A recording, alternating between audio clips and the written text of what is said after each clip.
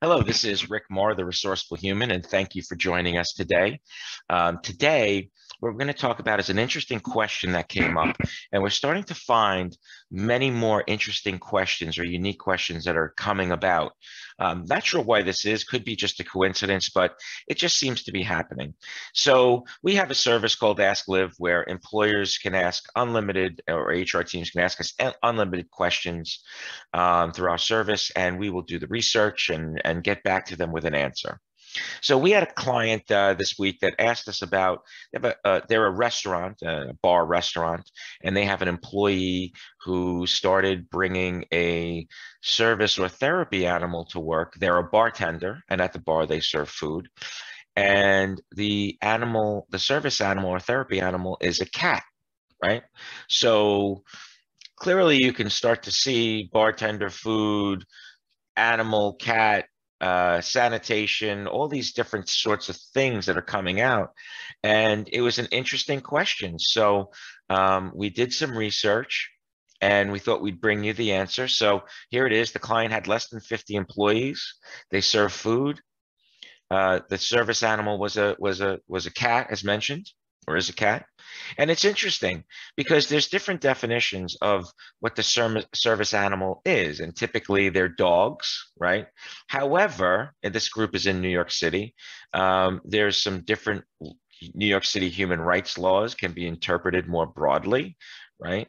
You can, in this instance, bump up against the Americans with Disabilities Act, right? Which is not something you really want to be bumping up against unless you kind of have a good game plan of how you're going to work with this employee or deal with the next definition. The ADA has its definition of what a service animal is, right? But it's broad and it ties to the disability.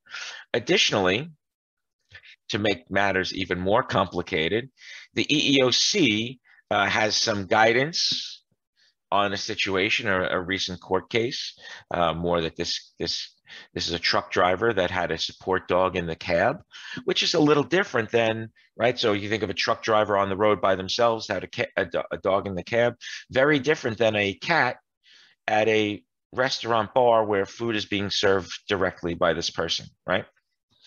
So there's a lot of things that go into this, right? So from an employer perspective, there's some reasonable accommodations, right? That's a good term, and those are listed here. And then also, you know, the employee has to meet certain criteria, right? There should be some reasonableness with why they need a cat or why they need a service animal and how it works. So the long story short of this is not an easy situation, right? And just think about where we are in society, right? We're all coming back to work.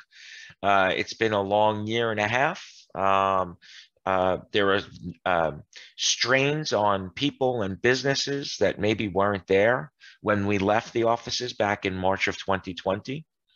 So we need to really have good resources of how we deal with these types of things. So I hope this helped you. And if it did, please hit the like button. If you really liked it, please hit the subscribe button. And if you really, really liked it, please hit the alarm button.